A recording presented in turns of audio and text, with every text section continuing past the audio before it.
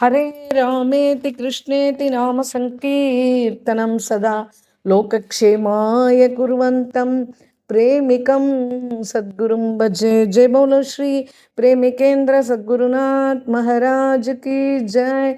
सर्व संतनों की जय। नमः पार्वती पतये हर हर महादेवा। கோபிகா ஜீவனஸ்மரணம் கோவிந்தா கோவிந்தா. ராதாகிருஷ்ணா சகீஸ், இன்றைய தினம் காசியில் இருக்கிற அந்த சூரியன் பிரதிஷ்டை செஞ்ச அந்த 12 லிங்கம், அதை பார்ப்போம் நம்ம இன்னைக்கு. சிவபெருமான் ஒரு சமயம் மந்திராச்சலத்தில் வீற்றிருந்தார். திவோதாஸ் என்ற பண்பும் பக்தியும் நிறைந்த மன்னன் ஒருவன் காஷியை ஆண்டு வந்தான். அவனுடைய அரசாட்சியில் மக்கள் அனைவரும் மகிழ்ச்சியாக இருந்தனர். நாட்டில் வளம் ஓங்கியிருந்தது. அரசனுக்கு பிரம்மதேவனுடன் ஒரு உடன்படிக்கை இருந்தது. அவன் அரசாளும் காலம் வரை தேவர்களும் மற்றவர்களும் காசியிலிருந்து விலகி இருக்க வேண்டும். காசிக்கு எந்த தொந்தரவும் தரக்கூடாது என்பதுதான் அந்த உடன்படிக்கை. பிரம்மதேவனும் இதற்கு ஒப்புக்கொண்டார். ஆனால் ஒரு நிபந்தனை ராஜா என்று ராஜாவிடம் தன்னை மிக சிறந்த ஆட்சியாளனாக நிரூபிக்க வேண்டும். காசியில் வசிப்பவர்களும் காசிக்கு வருபவர்களும் தங்களது ஆன்மீக சாதனைகளை சிறந்த முறையில் மேற்கொள்வதற்கு உறுதுணையாக இருக்க வேண்டும் என்பதுதான் அது. சரி, அரசன் இந்த நிபந்தனையை ஏற்றுக்கொண்டு சிறந்த முறையில் அரசாட்சி புரிந்து வந்தான். இப்பொழுது சிவபெருமான் காசிக்கு வெகு காலமாக வராமலேயே இருந்தார். திருவிளையாடலாக அரசன் திவோதாஸை குற்றம் இழைக்கும்படி செய்தார். ஏதேனும் இடைஞ்சல் ஏற்படுத்துவதற்காக 64 யோகினிகளை அங்கு அனுப்பினார். அவர்கள் ஸ்வர்க்கபுரியாக காட்சியளித்த காசி மாநகரின் அழகிலும் அமைதியான சூழ்நிலையாலும் கவரப்பட்டு அங்கேயே தங்கிவிட முடிவு செய்து அங்கேயே இருந்து விட்டார்கள். யோகினிகள் திரும்பி வராததை அறிந்த சிவபெருமான், சரி, காசியில் ஏதேனும் கலகத்தை ஏற்படுத்துவதற்காக சூரிய பகவானை அங்கு அனுப்பினார். சூரிய பகவான் காசிக்கு வந்து அங்கு ஜோதிடராக, பண்டிதராக, மதபோதகராக, வணிகராக, பிராமணராக பல்வேறு வடிவம் எடுத்துக்கொண்டார். அவரால் காசியிலோ அரசன் திவோதாஸின் அரசாட்சியிலோ எந்த விதமான குறைபாட்டையும் எள்ளளவும் காண முடியவில்லை. சூரிய தேவனும் இப்பொழுது காசி மாநகரின் அழகினால் கவரப்பட்டார். சிவபெருமான் தனக்கு இட்ட பணியை முடிக்காமல் மந்திராச்சலத்திற்கு சென்றார். இட்ட பணியை முடிக்காமல் மந்திராச்சலத்திற்கு திரும்பிச் சென்றால் சிவபெருமான் கோபித்து கொள்வார் என அவர் நினைத்தார். கடைசியில் சூரிய தேவன் காசியிலேயே தங்கிவிட முடிவு செய்தார். அவர் பின்வருமாறு தமக்குள் சொல்லி கொண்டார். சிவபெருமான் சொன்னதை செய்யாமல் இருப்பதும் கீழ்ப்படியாமல் இருப்பதும் பாவமாகும். ஆனால் காசியில் இருந்து ஆன்மீக சாதனைகளை பழகுவதன் மூலம் அந்த விதமான பாவங்களிலிருந்து விடுபட முடியும். இவ்வாறு கருதிய சூரிய பகவான் 12 ரூபங்கள் எடுத்துக்கொண்டு காசியின் பல்வேறு இடங்களில் தம்மை இருத்தி கொண்டார். முதலாவதாக அருண ஆதித்யரை பார்ப்போம். கந்த பெருமான் அகஸ்திய முனிவரிடம் கூறலானார். வினதா என்பவளுக்கு நேர்ந்த சோதனைகளையும் முன்னொரு காலத்தில் அவள் அடிமையாக இருந்ததையும் கூறிக்கொண்டிருந்தார். வினதா மிகுந்த பக்தியுடன் இருந்தும் அவளுக்கு ஏன் இத்தனை துன்பங்கள் நேர்ந்தன என்பதை பற்றி தெரிந்து கொள்ள அகஸ்திய முனிவர் ஆர்வமாக இருந்தார். உடனே முருகப்பெருமான் விவரிக்கத் தொடங்கினார். காஷ்யப முனிவருக்கு பல மனைவிகள் உண்டு. அந்த பல மனைவியருள் இருவர் கத்ரு, வினதா ஆவர். கத்ருவிற்கு 100 பாம்புகள் பிறந்தன. வினதைக்கு ஒரு ஆந்தை, ஒரு கருடன் மற்றும் ஒரு பாம்பு ஆகிய 3 குழந்தைகள் பிறந்தன. ஆந்தை பிறந்ததும் அது பறவைகளுக்கு அரசனாக இருந்தது. ஆனால் மற்ற பறவைகள் அதனை தலைவனாக ஏற்க மறுத்து அவமதித்தன. இன்று வரை பறவைகளுக்கு தலைவன் இல்லை. வினதாவிற்கு ஆந்தை பிறந்த பிறகு மற்ற 2 குழந்தைகளும் முட்டை வடிவிலேயே தான் இருந்தன. முட்டைகள் குஞ்சு பொரிக்க வேண்டும் என்று வினதா காத்திருந்தாள். ஆனால் அவை முட்டைகளாகவே இருந்தன. அவளுடைய முதல் குழந்தை உதாசீனப்படுத்தப்படுவதை அவளால் தாங்க முடியவில்லை. ஆகையால் மகன் பிறக்க வேண்டும் என்ற ஆவலில் அவள் ஒரு முட்டையை உடைத்து குஞ்சை வெளிவர செய்ய முயன்றாள். முட்டைக்குள் அரைகுறையாக வளர்ந்த நிலையில், கால்கள் சரிவர வளராத நிலையில் ஒரு குழந்தை இருந்தது. இந்த குறை பிரசவ குழந்தையே அருணன் என்று அழைக்கப்படுகிறார். தன்னுடைய தாயின் பொறுமையில்லாத தன்மையினால் தாம் குறையுடைய அங்கங்களுடன் விளங்குவதைக் கண்டு அவர் வெகுண்டார். அருணன் தன்னுடைய தாய் வினதா கத்ருவிற்கு அடிமையாக போகட்டும் என்று சாபமிட்டார். தன்னிடம் கெஞ்சிய அன்னையிடம் இரக்கம் கொண்டார். அடுத்த முட்டையை உடைப்பதில் அவசரம் வேண்டாம் என்று அன்னைக்கு அறிவுறுத்தினார். அந்த குழந்தையே அவளை அடிமை தலையிலிருந்து விடுவிக்கும் என்றும் கூறினார். இவ்வாறு கூறிய அருணன் தன்னுடைய அங்க குறைபாட்டை நீக்கிக் கொள்ள விழைந்தார். அவர் காசிக்கு வந்து சூரிய பகவானை குறித்து தவம் இயற்றினார். அவனுடைய தவத்தினால் மனம் மகிழ்ந்த சூரிய பகவான் தன்னுடைய சாரதியாக அருணனை ஏற்றுக்கொண்டார். தம்மை அருண ஆதித்யர் வடிவில் வழிபடும் அன்பர்களுக்கு துயரம் என்றால் என்ன என்றே தெரியாது, வறுமையோ அவர்களை விட்டு வெகு தொலைவில் இருக்கும் என்று சூரிய நாராயணர் கூறி அருளினார். ஆகவே காஷி காண்டத்தின்படி அருண ஆதித்யரை வழிபடும் அன்பர்கள் நோய்வாய்ப்படமாட்டார்கள். அவர்கள் வாழ்க்கையிலே இடர்களே தோன்றாது. அவர்களுக்கு கஷ்டம் என்றால் என்ன என்றே தெரியாது. அவர்கள் இன்பமாக வாழ்வார்கள் என்று ஆசீர்வதித்தார். இந்த இடம் எங்கே இருக்கிறது அப்படின்னா, இது திருலோச்சன் காட் போகணும். அங்கே திருலோச்சன் காட்டில் திருலோச்சனேஸ்வரர் கோயில் இருக்குது. அதுக்கு எப்படி போகணும் அப்படின்னா, ரிக்ஷா அமர்த்திண்டு போனால் மச்சோதரிக்கு அடுத்து பிர்லா ஹாஸ்பிட்டல் அப்படின்னு சொல்லி கேட்டு அங்கே இறங்கிடணும். இறங்கி அங்கேருந்து நடந்து போகலாம். இல்லை படகுல போகணுன்னா திருலோச்சன் காட்டில் வரைக்கும் படகுல போய் அங்கேருந்து படிகள் மூலமாக ஏறி சென்று நம்ம அந்த கோயிலை அடையலாம். இந்த கோயில் காலையில் 5:30 மணிலேருந்து 12 மணி வரைக்கும் திறந்திருக்கும். சாயங்காலம் 5 மணிக்கு தான் திறப்பா. 11 மணி வரைக்கும் இந்த கோயில் திறந்திருக்கும். இந்த 5:30 மணிக்கு மங்களஹாரத்தி, ராத்திரி 11 மணிக்கு ஒரு சயனஹாரத்தி. இது 2 ரொம்ப விசேஷமாக இருக்கும். அங்கே பண்டிட் கிரிஜாசங்கர் பாண்டே அவர் தான் அந்த கோயிலுடைய அர்ச்சகர். அவரை நம்ம அணுகி நம்மளுக்கு இந்த மாதிரி இந்த பூஜை பண்ணி வைங்கோ, இந்த அபிஷேகம் பண்ணுங்கோ அப்படின்னு எது வேணுமோ அதை அவர்கிட்ட கேட்டு நம்ம பண்ணிக்கலாம். அடுத்தது 2வதாக திரௌபதி ஆதித்யரை பார்ப்போம். இப்போ பாண்டவர்கள் வனவாசம் இருந்தபோது தனது பதிகளின் நிலையை எண்ணி திரௌபதி மிகவும் வருந்தினாள். அவள் காஷிக்கு சூரிய பகவானிடம் உள்ள முருகி பிரார்த்தனை செய்தாள். அவளது வேண்டுதலுக்கு இறங்கிய சூரிய பகவான் அவளுக்கு காட்சி கொடுத்தார். அவளுக்கு அள்ள குறையாத அக்ஷய பாத்திரத்தை கொடுத்தார். அதை கொண்டு எத்தனை விருந்தினர்களுக்கு வேண்டுமானாலும் உணவிட முடியும். அனைவருக்கும் உணவிட்ட பிறகு அவள் கடைசியாகத்தான் உணவு உட்கொள்ள வேண்டும். தமக்கு சிவபெருமான் அளித்த வரத்தை பற்றியும் சூரிய பகவான் திரௌபதியிடம் கூறினார்.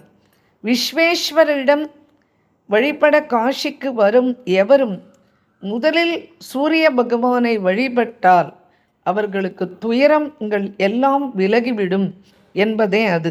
தம்மிடம் உண்மையாக, அதாவது சூரியனிடம் உண்மையாக பக்தி செலுத்தி வழிபடும் அன்பர்கள் என்றும் பசியினால் துன்புற மாட்டார்கள். இங்கு வீற்றிருக்கும் ஆதித்யருக்கு திரௌபதி ஆதித்யர் என்று பெயர். இது எங்கே இருக்குது அப்படின்னா, விஸ்வேஸ்வரர் கோயிலுக்கு பக்கத்தில் அக்ஷயவடம்னு இருக்குது. அந்த அக்ஷயவடம் ரொம்ப நல்லா இருக்கும். அந்த இடம், அந்த அக்ஷயவடத்துக்குள்ளே இருக்குது இந்த திரௌபதி ஆதித்யர் கோயில். அங்கேயே நகுலேஸ்வரரும் இருக்கார். கோயில் வந்து நாள் பூரா திறந்திருக்கும். நம்ம போய் நம்ம விருப்பம் மாதிரி நம்ம கங்கை தண்ணீரை ஊற்றி அபிஷேகம் பண்ணி, பால் கையில் இருந்தால் அதையாலேயும் அபிஷேகம் பண்ணி, அதுக்கப்புறம் யதாசக்தி நம்மக்கிட்ட என்ன இருக்கோ அதை வச்சு நிவேதனம் பண்ணி 2 பேருக்கு கொடுத்துட்டு நம்ம எடுத்துக்கலாம். இந்த திரௌபதி ஆதித்தரனுடைய வரலாறு இது. அதுக்கு அடுத்தது கங்கா ஆதித்யர். புனிதமான கங்கை நதியை வழிபடுவதற்கு ஒரு குறிப்பிட்ட இடத்தை சூரிய பகவான் தேர்ந்தெடுத்ததாக கூறப்படுகிறது. சூரிய பகவான் இன்றைய தினம் வரைக்கும் அந்த இடத்தில் இருந்து கொண்டு கங்கையை துளித்து கொண்டும் பக்தர்களுக்கு அருள் பாலித்து கொண்டும் இருக்கிறார் என்று கூறப்படுகிறது. கங்கையின் படித்துறையில் உள்ள சூரிய பகவானுக்கு கங்காதித்யர் என்று பெயர். கங்காதித்யரை வழிபடும் அன்பர்கள் எவ்வித துயரத்தையும் அடைய மாட்டார்கள். அவர்கள் ஒரு காலம் ஒருவராலும் ஏமாற்றப்பட மாட்டார்கள். இந்த கோயில் எங்கே இருக்குது அப்படின்னு பார்த்தா லலிதா காட்டுன்னு கேட்டுன்னு போகணும். ஆனால் அந்த சாதாரணமாக அந்த இடத்துக்கு போகிறதுக்கு யாருக்கும் அந்த ரிக்ஷாக்காரங்கிட்ட சொன்னால் கூட அவனுக்குமே தெரியல. ஆனால் கேட்டுட்டு போகணும். இல்லைனா தசாஸ்மேத காட்டு வரைக்கும் ரிக்ஷாவில் போயிட்டு அங்கேருந்து நடந்து நடந்து கேட்டுட்டே போகலாம். ஆனால் இந்த சந்தாக நுழைஞ்சு தான் போக வேண்டியது வரும். அதுக்கு பதிலாக கரை வழியாக அந்த காட்டு வழியாக கூட நடந்து போகலாம். அப்போது அவ்வளவு தொந்தரவுகள் இருக்காது, தெருவில் தொந்தரவுகள். இது நேபாளி மந்திர்னு அங்கே இருக்குது. அந்த நேபாள் மந்திருக்கு கீழே இருக்குது லலிதா காட்டில். அதுக்கு பக்கத்தில் இருக்கிற இடத்தோட பேர் டெட்சிகா பூல் அப்படின்னு இருக்குது. அதனால் அந்த நேபாள் பசுபதிநாத் கோயிலுக்கு கீழே போய் தரிசனம் பண்ணலாம் இந்த கங்கா ஆதித்யரை. நாள் முழுவதுமே கோயில் திறந்திருக்கும், எப்போ வேணால் போய் தரிசனம் பண்ணிக்கலாம். 3வதாக கேசவ ஆதித்யர். ஒரு தடவை சூரிய பகவான் ஆகாயத்தில் சஞ்சரித்து கொண்டிருக்கும் போது ஆதிகேசவர், அதாவது மகாவிஷ்ணு, ஒரு சிவலிங்கத்தை பூஜித்து கொண்டிருப்பதை பார்த்தார். பூமிக்கு வந்த ஆதித்யர் ஆதிகேசவரின் பூஜை முடியும் வரை காத்திருந்து ஆர்வத்தோடு ஒரு கேள்வி கேட்டார். உலகம் முழுவதும் மகாவிஷ்ணுவை அந்தராத்மாவாக வழிபடும் பொழுது மகாவிஷ்ணு ஏன் சிவபெருமானை வழிபட வேண்டும் என்பதுதான் சூரிய பகவானுடைய கேள்வி. காசி க்ஷேத்திரத்தில் சிவபெருமான் தானே முழுமுதற் கடவுள், அதனால் அவரே வணங்கத்தக்கவர் என்று பதிலளித்தார் மகாவிஷ்ணு. ஏன்னா சிவனுக்கும் மகாவிஷ்ணுவுக்கும் எந்த பேதமும், அவளுக்குள்ள எந்த பேதமும் கிடையாதே. சிவன்ஸ்ச இருதயம் விஷ்ணுஹோ விஷ்ணுஷ்ச இருதயம் சிவக அப்படின்னு இருக்கே. அதனால் காசியில் செய்யப்படும் லிங்க பூஜையின் சிறப்பை விவரித்து சிவலிங்கத்திற்கு அபிஷேகம் செய்து அந்த தீர்த்தத்தை பருகுபவன் அனைத்து புனித தீர்த்தங்களின் நீராடிய பலனை பெறுகிறான் என்று மகாவிஷ்ணு தன் வாயாலேயே கூறியிருக்கிறார். காசியில் சிவபெருமானை லிங்க வடிவில் வழிபடும்படி சூரிய பகவானுக்கு அறிவுறுத்தினார் மகாவிஷ்ணு. இந்த புனிதமான ஞானத்தை அருளிய ஆதிகேசவரை உடனே தம் குருவாக பாவித்தார் சூரியர். இவ்விடத்தில் கேசவ ஆதித்யர் என்ற பெயருடன் சூரிய பகவான் விளங்குகிறார். காஷி காண்டத்தின்படி பாதோதக தீர்த்தம், அதில் நீராடி விட்டு, ஆனால் இப்போ அது கிணறாக தான் இருக்குது, அதில் நீராடி விட்டு கேசவ ஆதித்யரை வழிபடுபவர்கள் அனைத்து பாவங்களிலிருந்தும் விடுபடுவார்கள். மாக மாதம், அதாவது ஜனவரி 21 பிப்ரவரி 20 வரைக்கும் வளர்பிறை அல்லது இந்த நான் சொல்கிறது மாக மாதம் சொல்கிறது சாந்திரமான பிரகாரம் இது நம்ம சொல்கிறோம். தேய்பிறை சப்தமி அன்றைக்கு இங்கு நீராடுவது மிகவும் சிறப்பு. அதிலும் ஞாயிற்றுக்கிழமையும் அதனோடு சேர்ந்தால் அதுவும் மேலும் மேலும் சிறப்பு. அந்த நாட்களில் பாதோதக தீர்த்தத்தில் நீராடி கேசவ ஆதித்யரை வழிபட வேண்டும். இந்த கோயில் இருக்கிற இடம் ஆதிகேசவர் கோயில், ராஜ்காட் கோட்டை என்ற முகவரியில் அமைந்துள்ளது. அன்பர்கள் இந்த இடம் வரை இல்லை ஆட்டோ ரிக்ஷா வரை அதுலேயும் போகலாம். காலையில் 6 மணி முதல் நண்பகல் 12 மணி வரைக்கும், அப்புறம் மாலையில் 4 மணி முதல் 10 மணி வரைக்கும் கோயில் திறந்திருக்கும். அடுத்தது காகோல் காதித்யர். காஷ்யப முனிவருக்கு இருந்த பல மனைவியர்களுக்குள் கர்த்ரு மற்றும் வினதா ஆவார். கர்த்ருவிற்கு பாம்புகள் குழந்தைகளாக பிறந்தன. வினதா கருடன் என்ற பெரிய பறவையை பெற்று எடுத்தாள். இரு சகோதரிகளும் விளையாட்டில் ஈடுபாடு உடையவர்களாக இருந்தனர். கத்ரு மிகவும் வஞ்சனை உள்ளவள், வினதா மிகவும் அப்பாவியானவள். ஒருமுறை தீய எண்ணத்துடன் கத்ரு வினதாவை புதிர் போட்டி ஒன்றில் விளையாட அழைத்தாள். விளையாட்டில் தோற்றால் தோற்றவர் ஜெயிப்பவருக்கு அடிமையாக வேண்டும் என்பதுதான் நிபந்தனை. வினதா ஒத்துக்கொண்டாள். சூரிய பகவானின் தேரை இழுத்துச் செல்லும் குதிரைகளிலும் ஒன்றாகிய உச்சைஸ்வரஸ் என்ற குதிரையின் நிறம் என்ன என்பதுதான் போட்டிக்கான கேள்வி. அதன் நிறம் வெள்ளை என்பது உலகறிந்த விஷயம். வினதாவும் சரியான விடையை கூறிவிட்டாள்.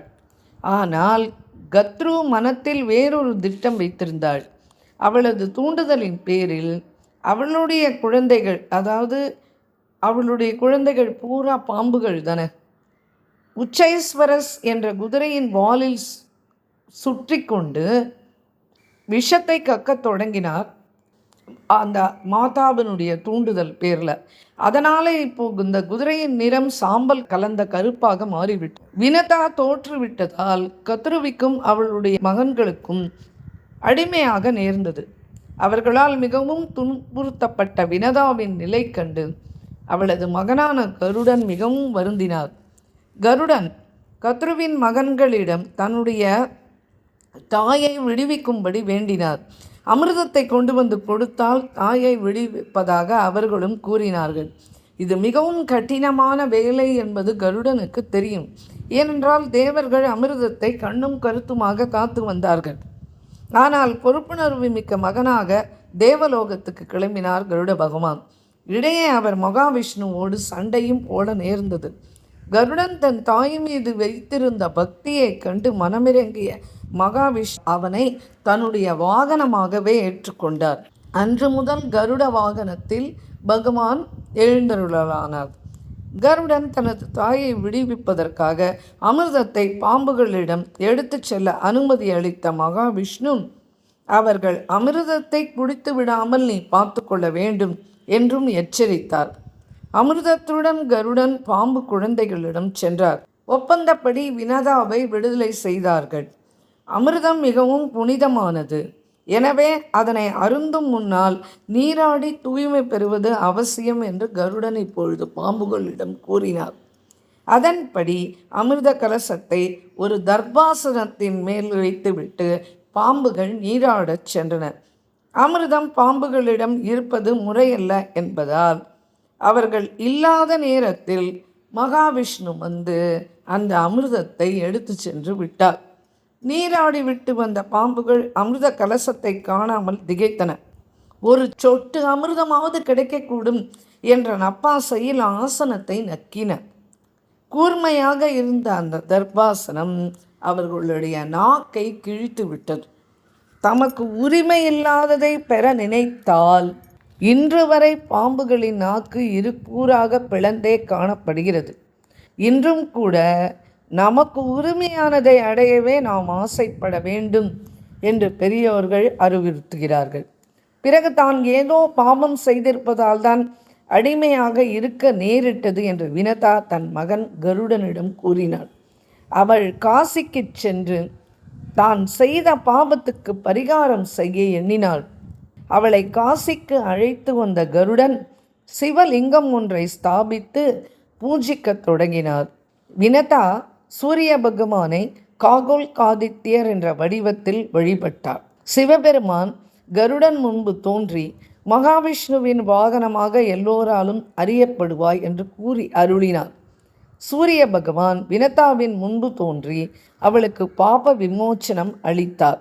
காகோல் காதித்யர் இந்த பில்பிலான ஒரு தீர்த்தம் அதன் அருகில் காண கிடைக்கிறார். எங்கே இருக்குது அப்படின்னு கேட்டால் திருலோச்சனுக்கு வடக்கே காமேஸ்வர் கோயில் என்ற முகவரியில் அமைந்துள்ளது.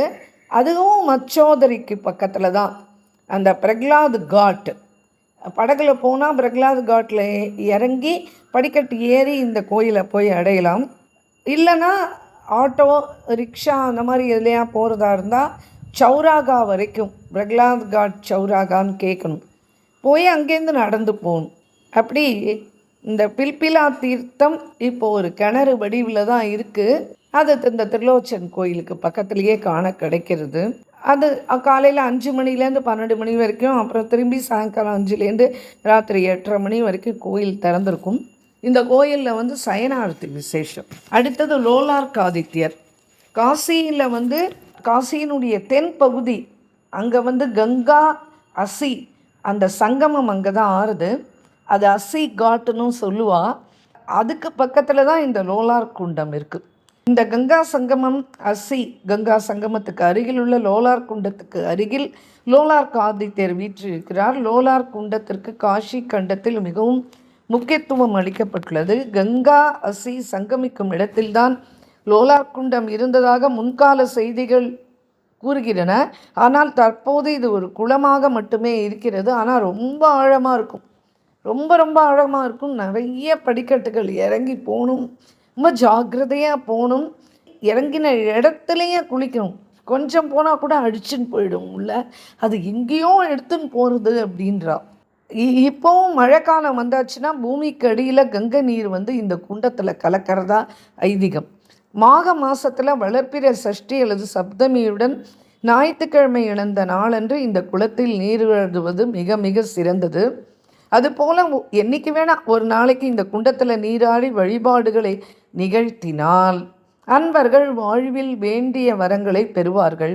இதுபோல செய்வதால் ஒருவர் 7 பிறவிகளில் செய்த பாவங்கள் அனைத்தும் அகலும் என காஷி காண்டம் கூடுகிறது. நம்மளே அங்கே ஞாயிற்றுக்கிழமை தங்க நேர்ந்ததுன்னா அந்த ஊர்க்காரா வந்து முக்கால்வாசி ஞாயிற்றுக்கிழமையில் இந்த லோலார் குண்டு தான் வந்துடுவா.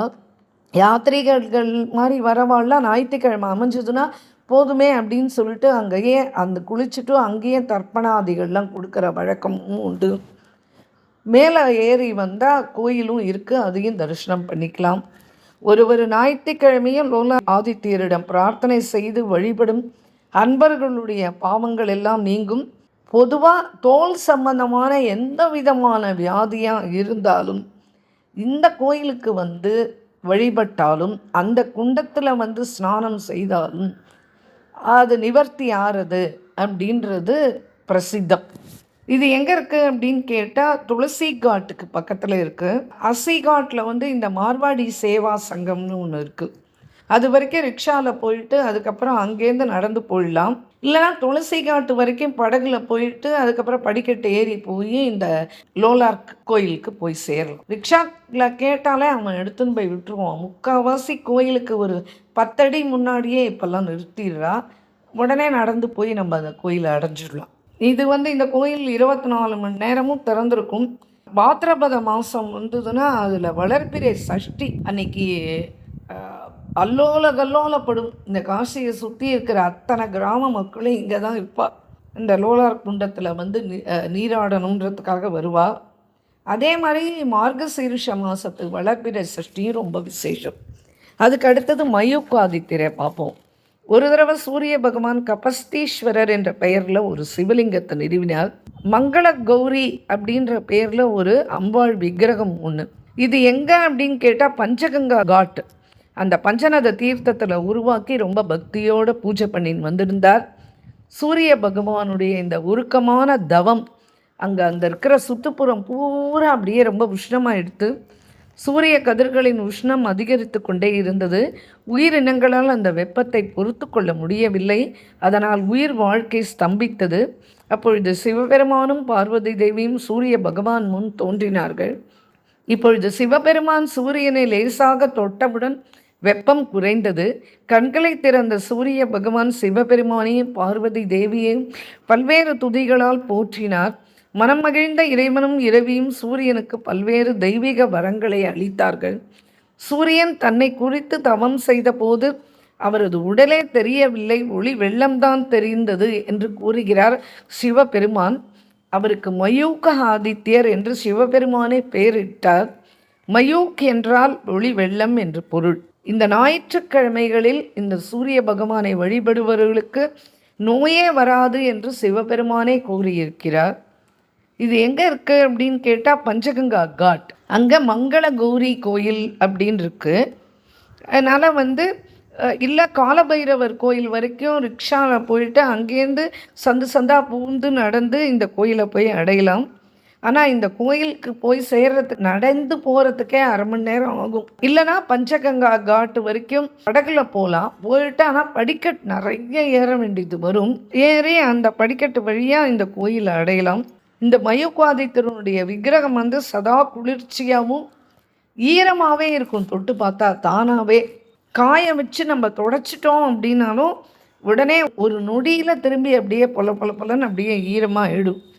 ஏன்னா அது வந்து சிவபெருமான் தொட்டதுனால இப்படி ஆயிடுது அப்படின்னு அங்கே இருக்கிறவா சொல்கிறா. அந்த கோயிலுக்கு அடியில் வந்து தூத் பாபா அப்படின்னு நதி ஒன்று ஓடுறதாகவும் பெரியவா சொல்கிறா. இந்த கோயிலுக்கு உள்ள கபஸ்தீஸ்வரர், மங்கள கௌரி, மங்கள விநாயகர் இவளெல்லாம் நம்ம தரிசனம் பண்ணலாம். இதுக்கு பக்கத்தில் தான் அந்த நவராத்திரியில் நம்ம போய் தரிசனம் பண்ணுற அந்த பிரம்மச்சாரிணி கோயிலும் இதுக்கு பக்கத்தில் அந்த பிரம்மேஸ்வரர் பிரம்மச்சாரிணி கோயில் இங்கே பக்கத்தில் தான் இருக்குது. ரொம்ப அற்புதமான கோயில். இப்படி இந்த கோயில் வந்து காலையில் 5 மணிலேருந்து மத்தியானம் 1 மணி வரைக்கும், அப்புறம் மாலையில் 3 மணிலேருந்து ராத்திரி 10 மணி வரைக்கும் திறந்திருக்கும். ரொம்ப விசேஷமான கோயில். பிரம்மாண்டமான அந்த ஈஸ்வரன் பார்க்கவே ரொம்ப சந்தோஷமாக இருக்கும். இதுக்கு அடுத்தது சாம்பாதித்யர். காஷி காண்டத்துக்கு படி ஒரு தடவை நாரத மகரிஷி வந்து துவாரகாபுரிக்கு போனார். அங்கு பகவான் ஸ்ரீ கிருஷ்ணன் வந்து தன்னுடைய மகன்களோடு சேர்ந்துட்டு நாரதரை ரொம்ப அன்பாக வரவேற்றார். அவர்கள் மிகுந்த மரியாதையோடு நாரதரிடம் நடந்து கொண்டனர். ஆனால் ஒரு மகனான சாம்பன் மட்டும் நாரதரை வணங்கவில்லை. தமது அரண்மனையில் இருந்த பகவான் ஸ்ரீ கிருஷ்ணர் நாரதரை மிக பணிவாக வரவேற்றார். பரஸ்பர நலம் விசாரிப்புக்கு பிறகு கிருஷ்ணரிடம் நாரதர் சாம்பனை பற்றி பேசினார். சாம்பனுடைய அழகு, பலம், பல பெண்களை கவரும் ஆற்றல் இவற்றை பற்றி கூறி சென்றார். நாரதர் சென்ற பிறகு கிருஷ்ணன் சாம்பனை கண்காணித்தார். சாம்பனின் நடத்தையில் எந்த மாறுதலும் தென்படவில்லை. சில நாட்களுக்கு பிறகு சாம்பன் நாரதர் மீண்டும் இந்த துவாரகைக்கு வந்தார். அந்த நேரத்தில் பகவான் கிருஷ்ணர் தமது அந்தப்புறத்துக்குள் இருந்தார். வெளியே சுற்றி கொண்டிருந்தான் சாம்பன். நாரதர் வந்திருப்பதாக கிருஷ்ணரிடம் தகவல் சொன்னார் நாரதர்.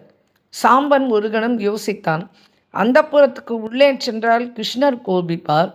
நாரதரின் கட்டளையை மீறினால் அவர் கோபப்படுவார்.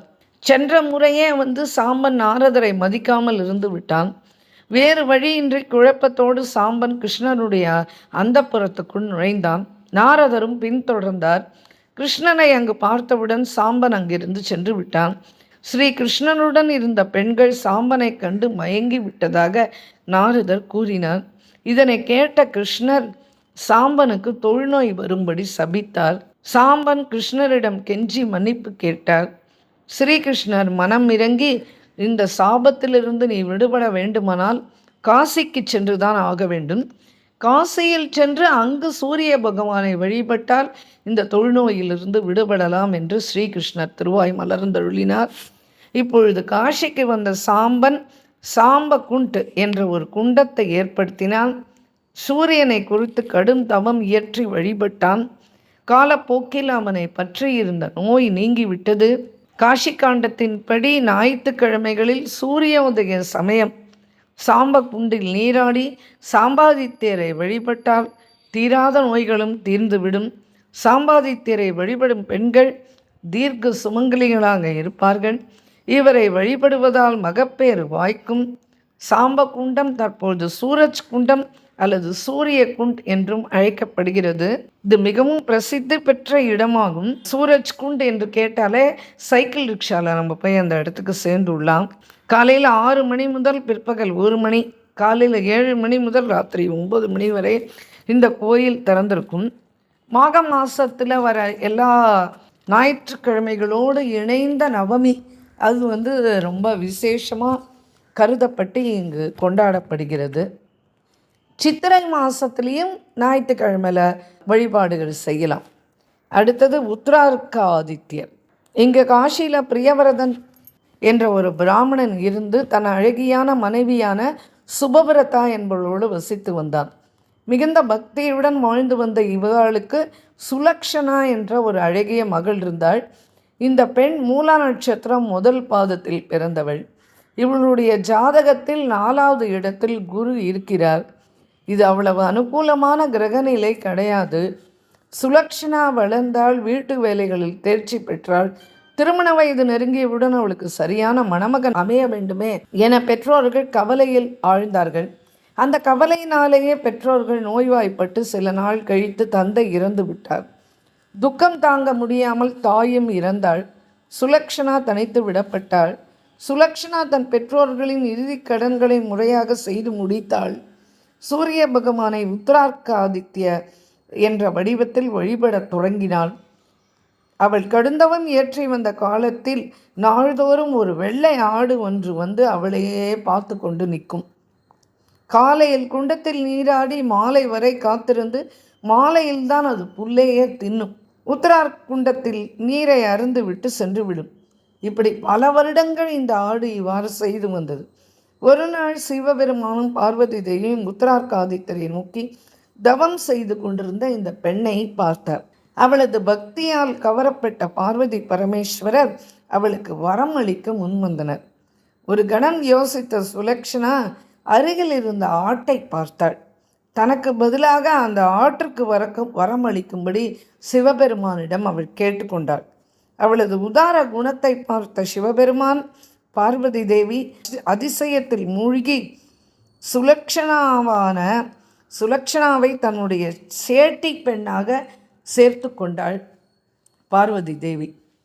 ஆஹா!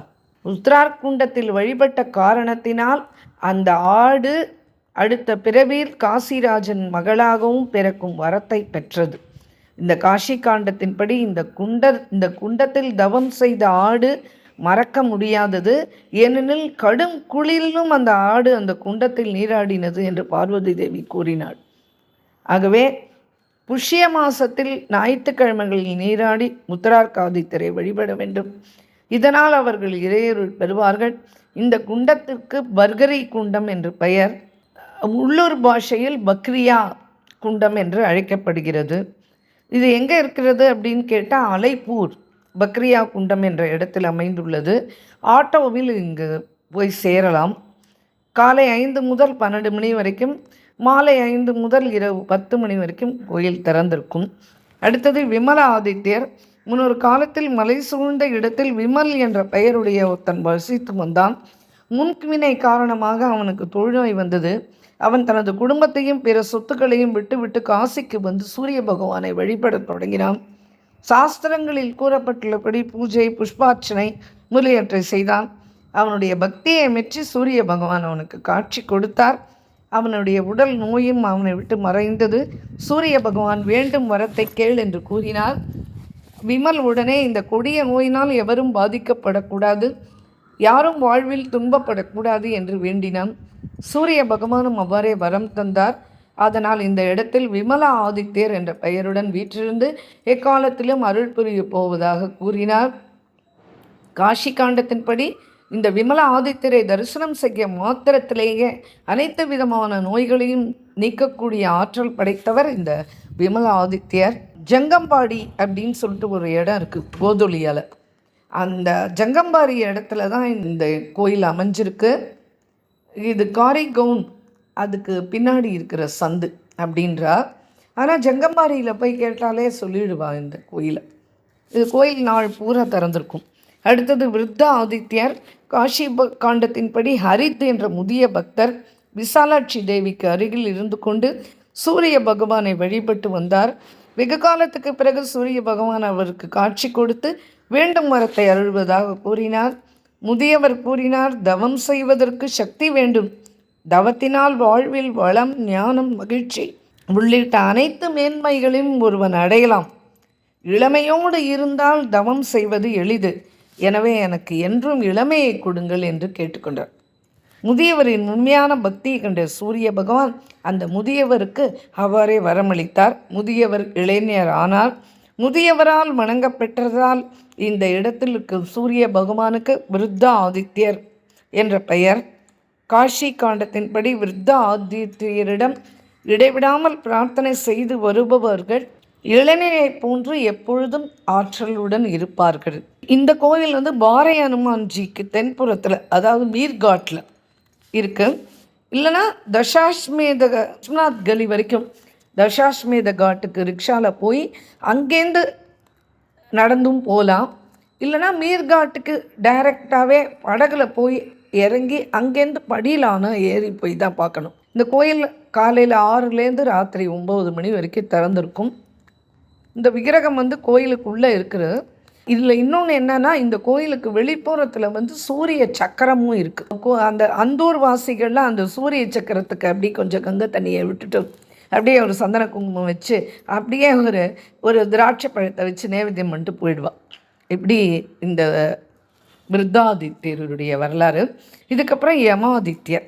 யமதர்மராஜா வந்து யமதீர்த்தத்தில் சிவலிங்கத்தையும் சூரிய பகவானின் விக்கிரகம் ஒன்றையும் வைத்து தவம் இயற்றி வந்தார். அந்த சிவலிங்கத்துக்கு யமேஸ்வரர் என்ற திருநாமம், சூரிய பகவானுக்கு யமாதித்யர் என்ற திருநாமமும் ஏற்பட்டன. யம தீர்த்தத்தில் நீராடி யமேஸ்வரரையும் யம ஆதித்யரையும் வழிபடுபவர்கள் யமவாதனைக்கு ஆளாக மாட்டார்கள் என்று காஷி காண்டம் குறிப்பிடுகிறது. செவ்வாய்க்கிழமை பரணி நட்சத்திரம் வந்து அன்றைய தினம் சதுர்தசியும் இருந்தால் இவை மூன்றும் ஒன்று சேரும் நாளில் முன்னோர்களுக்கு உரிய பித்ருக்காரியங்களை ஒருவர் செய்தால் மிகுந்த நன்மை உண்டாகும். மேற்குறிப்பிட்ட நாளில் யம தீர்த்தத்தில் நீராடி செய்யப்படும் இவை யாவற்றுக்கும் முன்னோர்கள் காத்திருப்பதாக ஐதீகம். யம தீர்த்தத்தில் நீராடி யமேஸ்வரரையும் யம ஆதித்யரையும் வழிபடும் அன்பவர்கள் எப்பொழுதும் இன்பமாக வாழ்வார்கள்.